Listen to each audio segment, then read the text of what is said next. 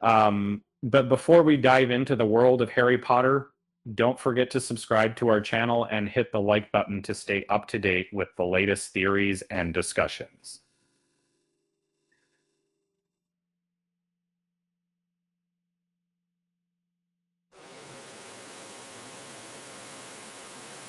As a seasoned observer of the magical world, I've often wondered why Hermione Granger, the brightest witch of her age, struggled with the Patronus charm, this spell, a powerful defense against the soul sucking Dementors, is a staple of magical education, yet Hermione seemed to have a hard time mastering it.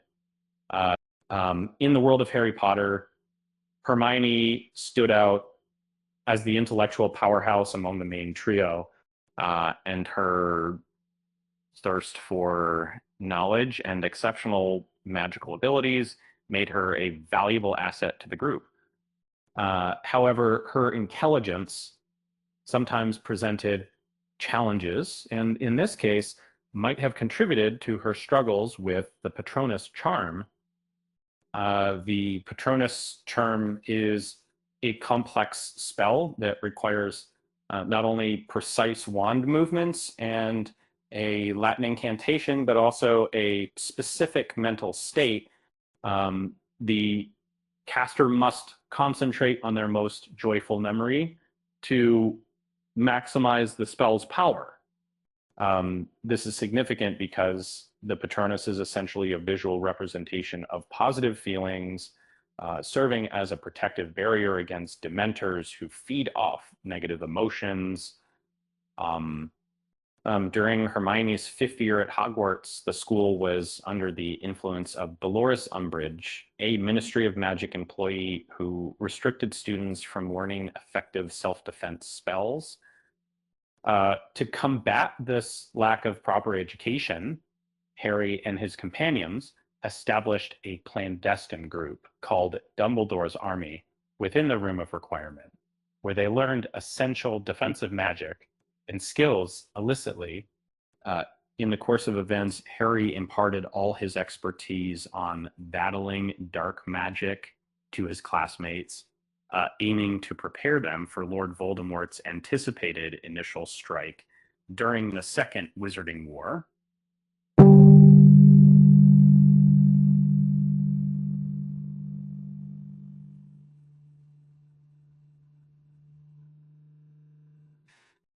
As their proficiency under his informal tutelage flourished over time, Harry deemed it appropriate for them to commence learning the Patronus charm. Interestingly, while Hermione mastered most magic spells effortlessly, this specific charm proved challenging for her. This difficulty persisted even after a 2-year interval, as she found casting it fully still eluded her when they covertly entered the Ministry of Magic under the control of its malevolent overlord. Um, the specifics of casting a Patronus are quite unique. Uh, uh, Typically, a spell needs precise wand movements, a Latin incantation, and sometimes a specific mental state. The Patronus charm follows this pattern but requires something more. The caster must concentrate on their most joyful memory to maximize its power. This is significant because the Patronus is essentially a visual representation of positive feelings, serving as a protective barrier against Dementors who feed off negative emotions. Um, when a wizard or witch conjures their Patronus at full strength, it materializes as an animal that resonates with their personal identity. Um, this is commonly referred to as a physical Patronus or spirit protector. Um, it's also significant because uh, It frequently unveils a less obvious facet of the caster's personality, bringing it to light. The very complex nature of the Patronus charm makes it advanced magic of the highest caliber. It is not required for a Hogwarts student to learn it to graduate, and is thus not on their NAPS, which is the final exams for seventh year students. Um, in fact, many witches and wizards will never even cast the incorporeal form of the Patronus over the course of their lives. And this is when the spell is incomplete and only comes out as formless mist. Learning the intricacies of the spell explains why Hermione found it particularly challenging. At heart, Hermione is extremely analytical. She could rattle off the precise mechanics of a spell flawlessly. The Patronus spell, with its well-known prerequisites, would be within her grasp. However, it's the emotional component that likely caused her troubles. It isn't because Hermione lacks joyful memories or positive emotions, but rather she might have been overthinking when attempting to choose one. 13-year-old Harry found it challenging to perfect the spell.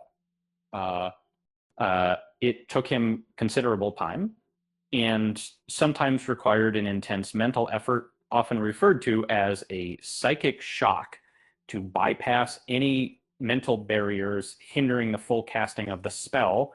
After suffering, the spell seems, unlike Harry, Hermione has numerous positive memories with her friends and possibly countless recollections from her family. And given her character, she would probably weigh the advantages and disadvantages of each memory in a split second. And um, this approach, however, conflicts with another vital aspect of spell casting: concentration. If Hermione is evaluating multiple memories, um, she isn't focusing on any that might satisfy the spell's prerequisites. Uh, the issue could potentially stem from the way she employed it. Typically, a Patronus is designed for defensive purposes, serving as a form of magic to ward off negative energy that Dementors feed on.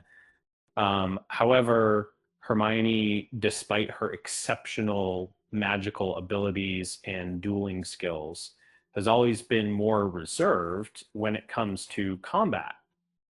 This might explain why Harry outperformed her in their Defense Against the Dark Arts OWLs 8 Glory, while Hermione excels in practical applications of magic. Her emotional state seems to hinder her ability to cast the Patronus effectively. Additionally, the Patronus can also serve communicative purposes, allowing wizards to send messages through their protective charms to trusted friends and allies. Hermione was reportedly studying this aspect when she was 17. In essence, while she understands its practical uses well, her mental state may be the root of the difficulty she encounters when attempting to cast it. So why did Hermione struggle with the Patronus charm? Perhaps it's because she was overthinking it. After all, as the saying goes, a wizard's greatest enemy is not the Dark Lord, but his own doubts. With that said, thanks for watching, and until next time.